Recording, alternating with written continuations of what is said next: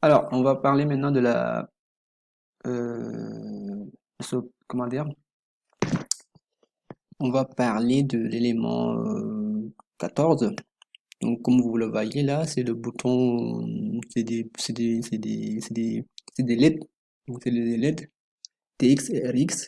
Donc, c'est des LED TX et RX qui sont deux LED qui se positionnent en deux endroits différents de l'Arduino. Donc, ici, vous les avez ici.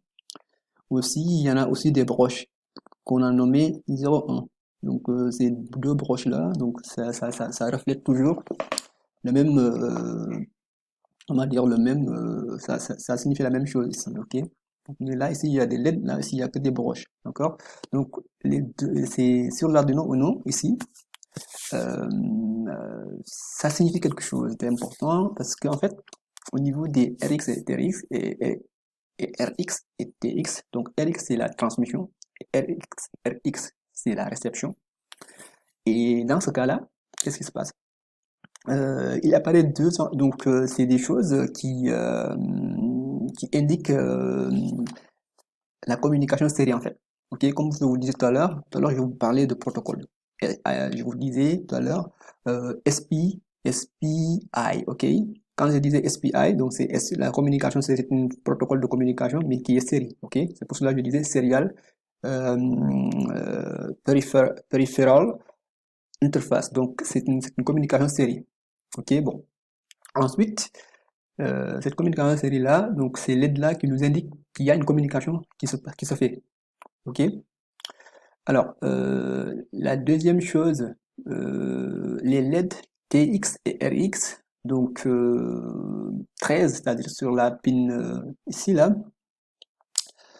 Donc, le voyant TX, pour le voyant TX, lui, le voyant TX, il indique également le clignote, parce qu'il clignote de façon variable en fait, lorsqu'on fait une transmission de données.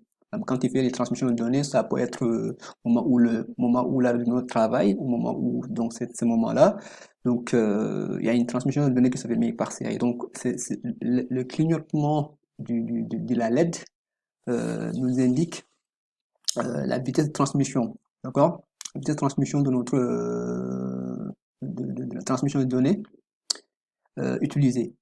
Voilà. Pour le RX maintenant, pendant que le processeur justement, le processeur donc qui est là, pendant que le processeur reçoit, pendant le processus de réception, pardon. Parce que quand on envoie les données, donc lui il transmet les données par par TX, ok, qu'on appelle TX. Donc cette transmission-là a une vitesse qui est propre. Donc cette transmission. Maintenant, lors de la réception aussi, il y a une vitesse de réception des données, donc se manifeste par le clignotement justement de notre RX, comme vous voyez ici. Donc en gros, pour résumer, le TX, lui, il indique la transmission et RX indique la réception de données, simplement. Et que vous savez que tout à l'heure, quand je vous ai dit que les cartes, eux, ils communiquent avec son environnement. Donc, quand ils communiquent avec son environnement, l'environnement, ça peut être un capteur, ça peut être une caméra, ça peut être un autre Arduino qui est à côté. Et donc, cette transmission-là, ça peut se faire par SPI. Donc, SPI, comme je l'ai dit, c'est la transmission série, ok? Ou ça peut être aussi I2C, une autre façon de transmettre une autre façon de communiquer. Ok. Et donc, cette vitesse de transmission s'exprime en beau. Ok. Bon, c'est une autre unité de mesure. Par exemple, si tu es dans, bon, là, je suis pas sur l'environnement Arduino pour vous montrer ça, parce que j'ai pas allumé mon vidéo. Mais si je l'avais allumé, vous allez voir que souvent, en général, quand on fait la programmation sur Arduino, donc on fixe euh, le, le, le, le, le, comment dire, le- la vitesse de transmission des données à 9600, 9600 baux. Donc ça, c'est vraiment quelque chose qui est spécifique pour Arduino. Ok. Donc beau, c'est l'équivalent de bits par seconde en fait. Si le signal est binaire, c'est ça qu'on appelle beau. C'est l'équivalent d'un bit. Bon, je ne sais pas si vous comprenez ce que c'est bit ou pas, mais ça c'est un autre sujet. mais je voulais pas rentrer dans ces détails-là aussi. Ok? Il faut savoir que bon, même si je ne veux pas rentrer dans les détails de bits pour ne pas créer de confusion, ça veut dire que vous savez que quand je parlais tout à l'heure de broches analogiques, j'ai pas encore parlé de broches numériques, mais quand je vais parler de broches analogiques, c'est des valeurs qui sont infinies en fait. Ok? Ça peut être 1, 2, 3, 4, 5. Donc c'est des valeurs qui sont infinies. Ok? Alors que quand on parle de bits, donc c'est des valeurs numériques, il n'y en a que deux. Il n'y en a que 0 ou 1. Donc c'est pour cela. Donc soit c'est 0 ou 1. Soit c'est 0. Donc tout aspect physique, tout aspect physique est représenté par 0 ou 1. Vous voyez? Donc c'est vraiment quelque chose. Donc il n'y a pas d'autre valeur possible. Donc c'est pour cela qu'on parle de bits là-bas. Donc voilà. Alors maintenant, on va parler maintenant, tout à l'heure, comme je disais tout à l'heure, de numérique. Donc maintenant, on va parler des broches numériques, comme vous le voyez ici. Donc c'est le 15. Donc il comporte 14 broches numériques, entrée-sortie. Donc ça, c'est des entrées-sorties. Pourquoi on lit les entrées-sorties? Pardon. Pourquoi on dit des entrées-sorties? Parce qu'en fait, ils peuvent, ces broches-là ou des pins peuvent être entrées, c'est-à-dire ils lisent des valeurs. Mais quelles valeurs? Des valeurs numériques, 0 ou 1. Ils peuvent lire des valeurs venant d'ailleurs, je ne sais pas où, son environnement. Mais en les lisant, il devient des entrées. Mais il peut aussi être des sorties quand il interagit avec toujours son environnement. Ça peut être des capteurs, ça peut être ça peut être avec des robots. Donc ça peut être, je sais pas, j'ai dit des choses, mais ça peut être des capteurs, ça peut être aussi des actionneurs, parce que là, nous avons des capteurs. On peut aussi avoir des actionneurs.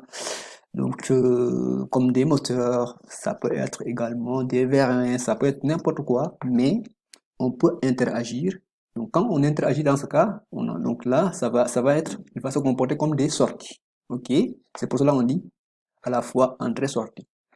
Ensuite, au niveau de ces 14 là, il y en a 6 qui sont, les 6 là qui sont des PWM. Bon, PWM, c'est l'acronyme de Pulse Wide Modulation. Ok, c'est ça que ça signifie. Et Pulse Wide, c'est vraiment puissant cette comment dire ces broches là qui sont les PWM. Donc ils envoient des signaux justement ce sont des signaux modulés en fait. Donc c'est des signaux qui sont modulés. C'est vraiment des signaux spéciaux, des signaux spéciaux. D'accord? Donc voilà. Ensuite, donc c'était tout pour ça, cette partie-là. Euh, alors, il reste maintenant le 16e, donc qui est ici, qui est noté RF. Donc RF, c'est un acronyme anglais qui signifie euh, référence analogique. Ok, en français, ça signifie référence analogique. Bon, donc son rôle c'est de limiter, son rôle c'est de définir une tension de référence externe afin de limiter justement la tension au niveau des entrées, des entrées analogiques, comme vous voyez ici, des entrées analogiques. Donc cette tension-là de référence, elle doit être comprise en 5 volts. Donc voilà, donc cette tension de référence-là, donc c'est une tension de référence externe qui doit être comprise entre 0 et 5 volts afin de limiter, donc voilà, la tension au niveau afin de limiter justement la tension au niveau des entrées-sorties, non, au niveau des entrées analogiques, pardon. Voilà en gros ce que je pouvais dire sur l'Arduino. Peut-être qu'il y a des choses que j'ai oubliées ou j'ai pas dit. Ok.